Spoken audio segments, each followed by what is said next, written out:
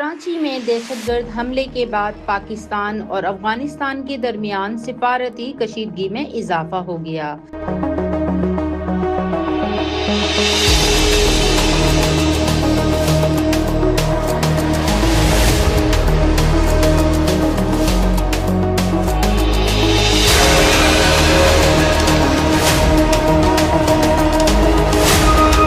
حملے میں افغان شہریوں کے ملوث ہونے کے شواہد سامنے آنے پر پاکستان نے کابل حکومت کے سامنے شدید احتجاج ریکارڈ کرا دیا ہے۔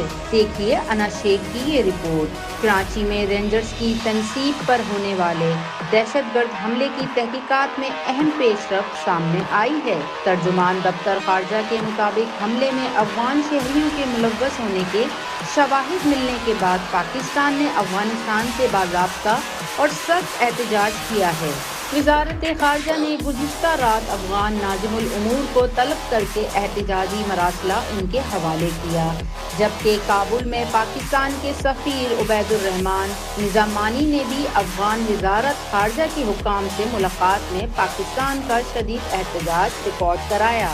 دفتر خارجہ کے مطابق تحقیقات کے دوران ایک افغان دہشت گرد کو زندہ گرفتار کیا گیا، جبکہ دستیاب شواہد سے یہ بات سامنے آئی ہے کہ حملے کی منصوبہ بندی اور اس پر عمل درآمد میں افغان شہری ملوث تھے۔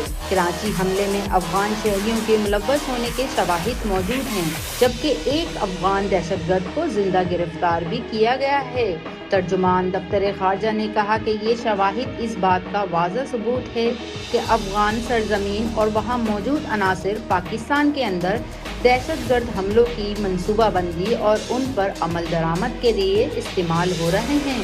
پاکستان نے افغان عبوری حکومت پر زور دیا کہ وہ اپنی سرزمین کسی بھی دہشت گرد گروہ کے استعمال سے روکنے کے لیے مؤثر اقدامات کرے گی۔ پاکستان کا موقف ہے کہ دہشت گردی کے خلاف مؤثر تعاون ہی خطے میں امن و استحکام کی ضمانت ہے، جبکہ کراچی حملے کی تحقیقات جاری ہیں اور سیکیورٹی ادارے واقعے کے دیگر سہولت کاروں اور ممکنہ نیٹ ورک تک پہنچنے کے لیے کارروائیاں کر رہے ہیں۔